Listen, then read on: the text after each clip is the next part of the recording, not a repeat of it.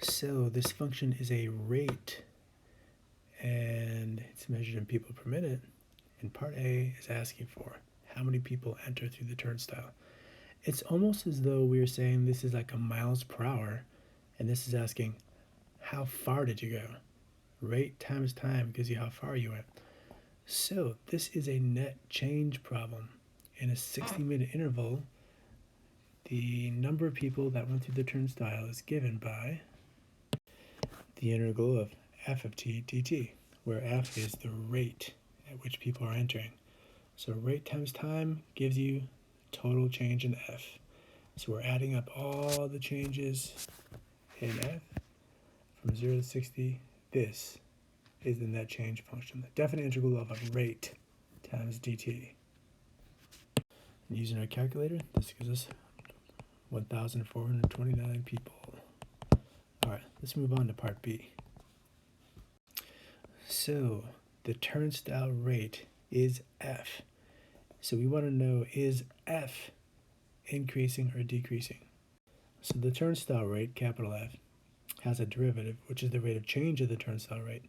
So this says, is this turnstile rate changing? Is the rate of changing positive, or is it negative? Is it increasing or decreasing? So we'll take the derivative of f, which is the derivative of 14 plus 18 sine. So that's going to be 18 cosine of t over 17. Using the chain rule, don't forget to take the derivative of t over 17, which is 1/17.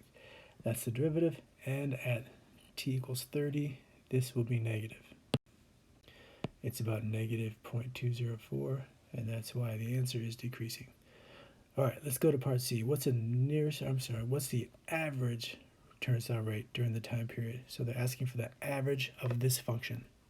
So the average formula is 1 over b minus a, so 1 over 50 minus 40, so 1/10 of this definite integral, which is approximately 22.421, and that is people per minute. Finally, let's take a look at part D.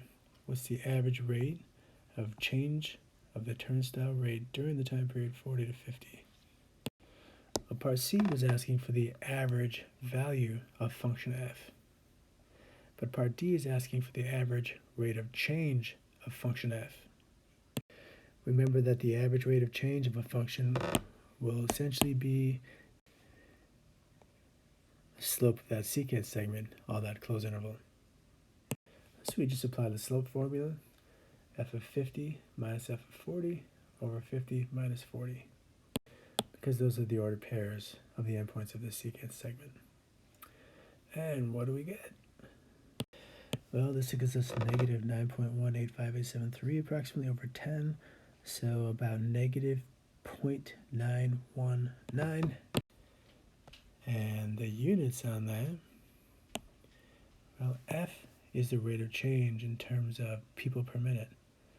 So for the rate of change, the average rate of change of the turnstile rate of change is going to be this many people per minute per minute.